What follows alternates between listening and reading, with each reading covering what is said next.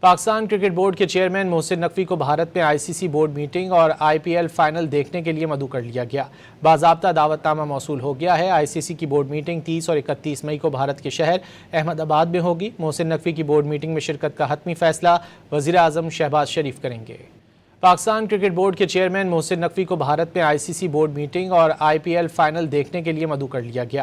باضابطہ دعوت نامہ موصول ہو گیا ہے۔ آئی سی سی کی بورڈ میٹنگ 30 اور 31 مئی کو بھارت کے شہر احمد آباد میں ہوگی۔ محسن نقوی کی بورڈ میٹنگ میں شرکت کا حتمی فیصلہ وزیر اعظم شہباز شریف کریں گے۔